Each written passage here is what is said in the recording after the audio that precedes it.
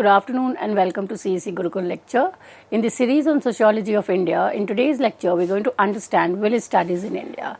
Now we are having this understanding that from say the British colonial periods in 1920s till 1960s, 70s, a huge amount of work has been done on villages, community studies, rural structure, agrarian structure. Now how do we make sense of such a large plethora of literature around us? One of the way we can do it is to kind of classify them into the classical perspectives that are in use in sociology, and that is evolutionary perspective, community studies, structural functional and Marxist perspective. So we'll try to see how the village studies or studies done on the village in India kind of followed the classical sociological perspective. So a number of research or of work which was kind of produced by Western scholars and Indian sociologists and anthropologists were focused around the issue of caste, kinship, economy, politics, ritual and social change. So the second way of how we can systemize or organize this plethora of literature is to classify them or categorize them according to the issues taken up. So we look into the village life or kind of description of the village life. It could be S.C. Dubé, Oscar Lewis. Then we have caste and kinship, a huge amount of literature existing on caste and kinship, and here we will just deal with Malcolm Merritt and D.N. Majumdar. And the third is social economic change, which is Bailey, Epstein and M.N. Srinivas. Now when we look into the perspective and then the issues taken up, we'll see there will be a lot of overlap, because these perspectives have been also in order to kind of say Majumdar would take a kind of understanding of caste and kinship within the structural functional, or Srinivas, who looks into the social economic changes taking place, is also using the structural functional perspective.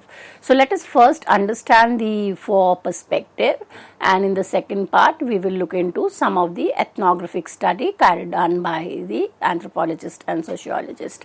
So the first perspective is evolutionary perspective.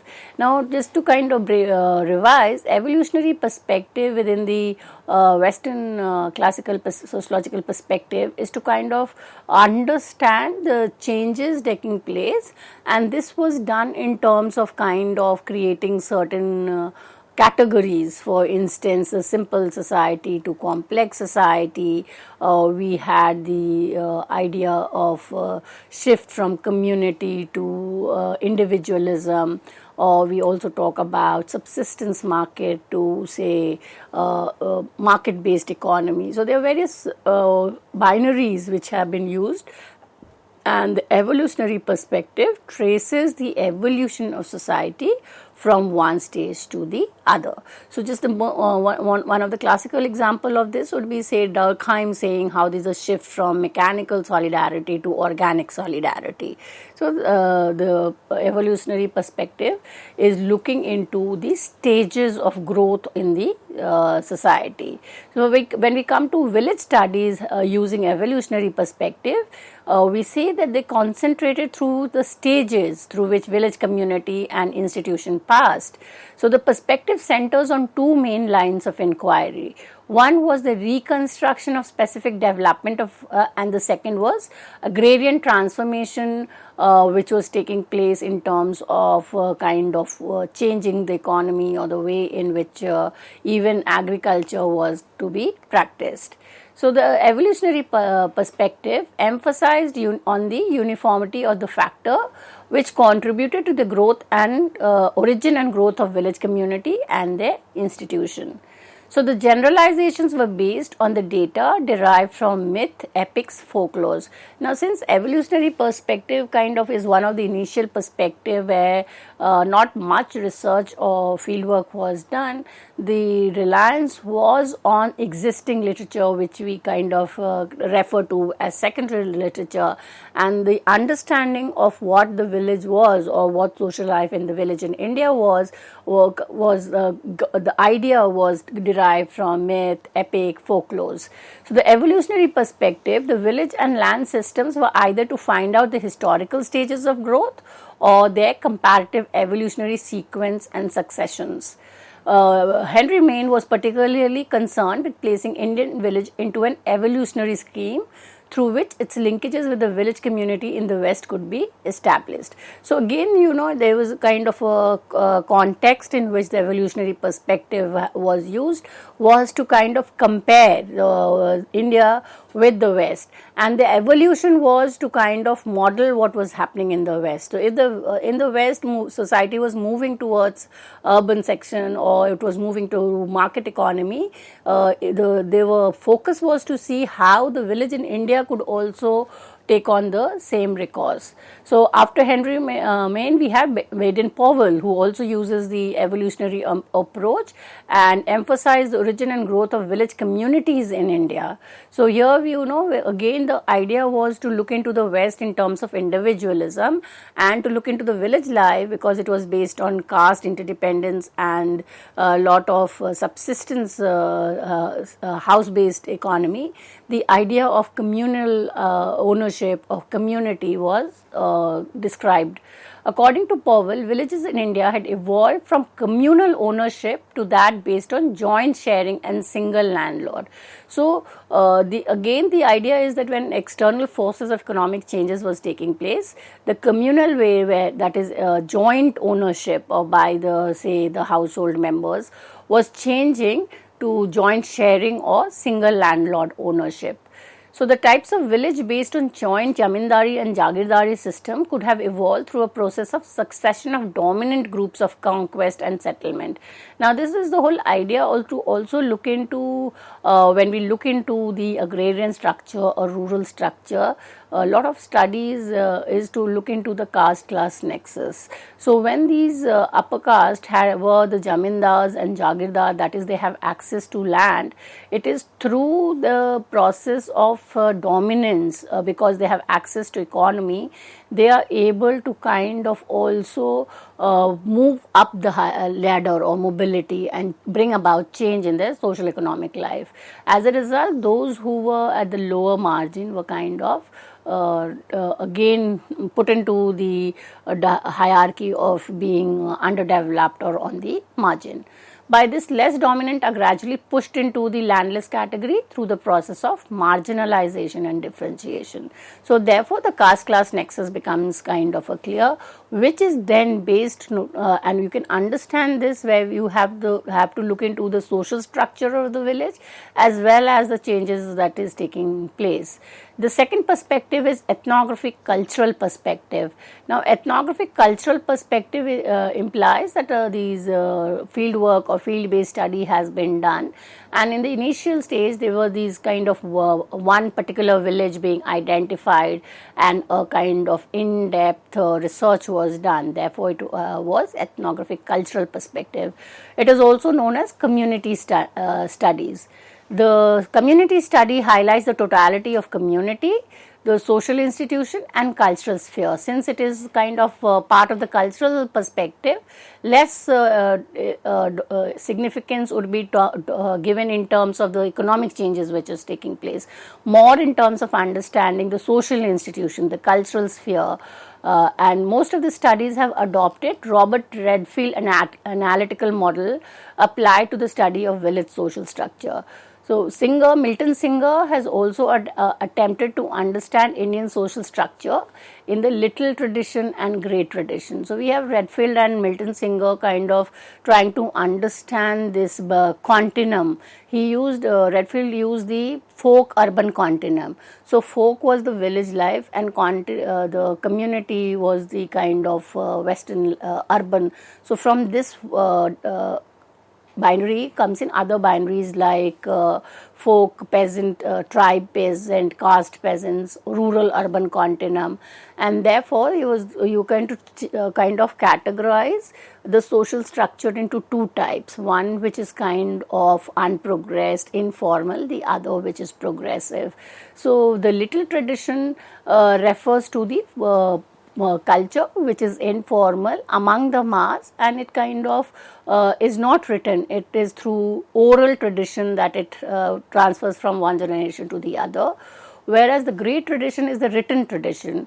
It is kind of, say, what has been put into the epics and the religious texts, and this is the tradition of the few of them. That is again kind of the relationship between dominance and the margin. But this little tradition and great tradition was used by a number of Western scholars to understand the process of social change, whether the little tradition was changing to great tradition or the other way around. So we have two important concepts, which is universalization and parochialization. Maxim Marriott termed the mode of interaction between little tradition and great tradition in the Indian villages as universalization and parochialization. Universalization refers to the process whereby the elements of little tradition circulate upward to the level of great tradition. So what does it imply? That little tradition, which was kind of followed by a particular community, kind of spreads through cultural assimilation and therefore becomes an accepted or legitimate cultural practices, and therefore it becomes universal. The second is parochialization, is the other way around, when the trade tradition moves downward and kind of gets accepted by the masses. So there is a continuum from tribe to emergent peasant or proto-peasant to peasant. So when we look into these continuum, which is again to look into the Western model, was to see how village life was shifting from one form to the other.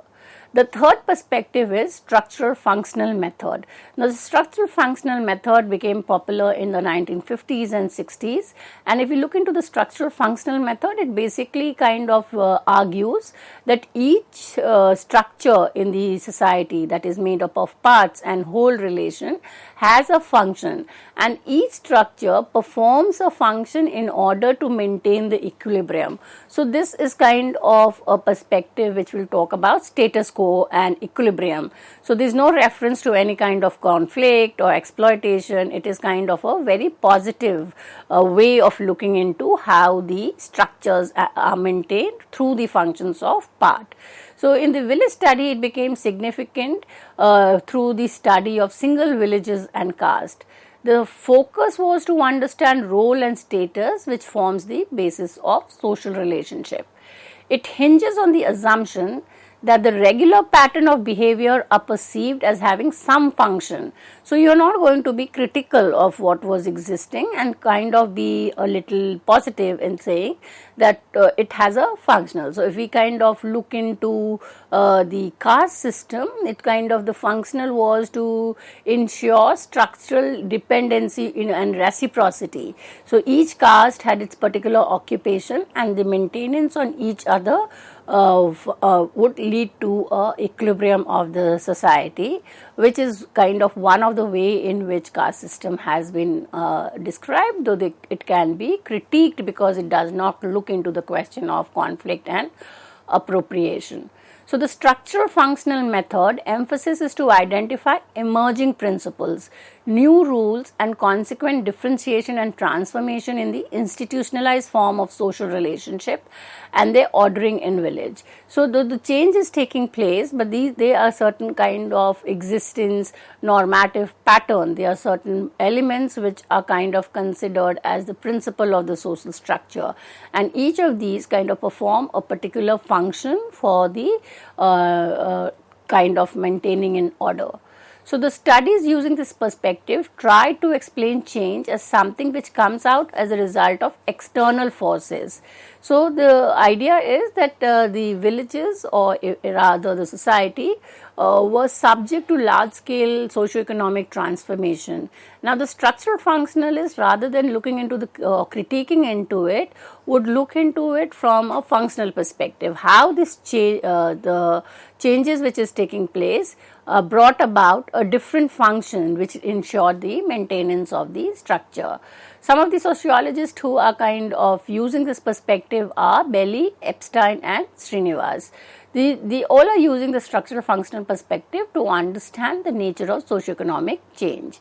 Though Belli had explained how the internal organization of the village has changed because of the change in the economic and administrative reform. So the way in which the people were related to each other, when the kind of the significance was in terms of caste relation or land relation, changed because the economy changed and the political structure changed.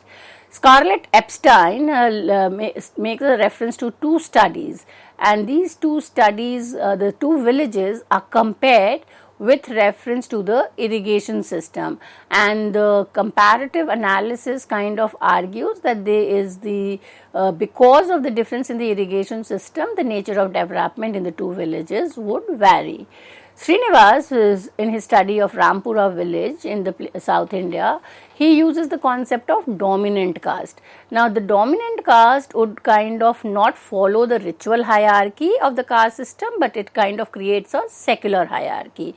Now the dominance in this hierarchy is dependent on the numerical strength of the caste, on the economic power and political power. So they are kind of interrelated. So in the case the caste is huge in number, they are able to kind of enter the politics, and once they are kind into the political position, they are able to kind of ensure economic power. So this dominant caste is kind of also looking into in terms of a structural functional perspective of how the new forces of social change kind of led to the operation of the hierarchy, the secular hierarchy. The fourth perspective in the study of villages are the Marxist perspective. Now the Marxist perspective kind of focuses on class differentiation, and now this class differentiation, it is with reference to the materialistic condition. Now if when we look into the village, it is in terms of the class differentiation in terms of access to land, in the position in the modes of production. And the Marxist would look into, unlike the structural functionalists, the Marxist would focus on mobilization, conflict and tension. So it does not kind of look into order and equilibrium, but it looks into how, because of different access to resources or to the economic material life, there is a kind of tension and conflict in village.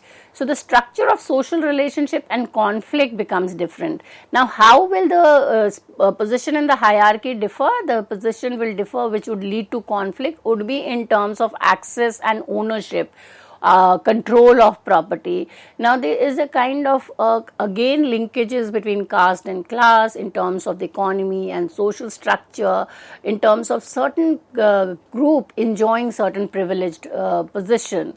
So the Marxist perspective tried to understand peasantry within the broader framework of socio-political and economic order which subsumes the peasantry. So the first village study of this tradition was taken by Mukherjee in 6 villages of Bengal that describe the differentiation among peasant, which provides a useful model for agrarian class analysis. So Mukherjee concentrates on rural unrest over poverty and filth, which draws the British government to confront the agricultural situation and result in the establishment of first Royal Commission of Agriculture in 1926. Village studies, he believed, should be utilized to gather data in order to better understand rural life for administrative objective.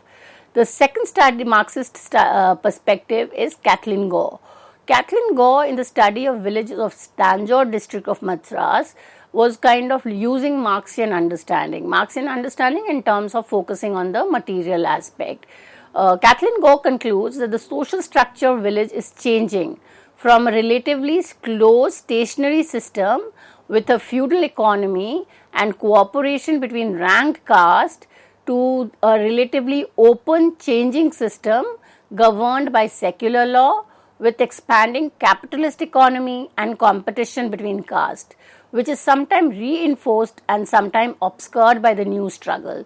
So, what is the argument is that because of the inequality in the material resources or inequality within the system, within access to resources, what is remains constant is in conflict and contestation.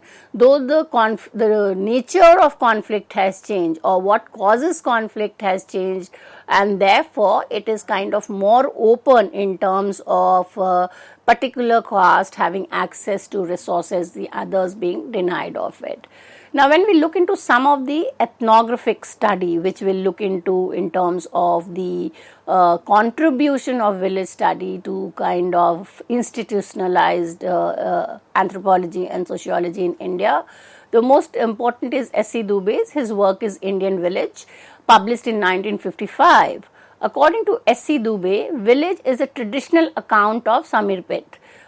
This is a place which is located in Telangana region of Andhra Pradesh, and he was kind of giving a descriptive understanding of village life, which could be different from what documentation had done and the visualization of Indian villages were done, and therefore he was kind of focusing on integration, on how different castes kind of exist in the villages and they are integrated to each other, and there is a certain amount of cooperation and mutual understanding.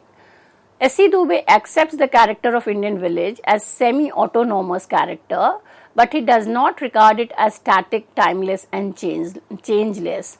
According to Dube, village communities are organized around caste, kin and territorial affinity, with links to the wider community. So, because of the caste and kinship network, which is we have understood that there is also a village exogamy.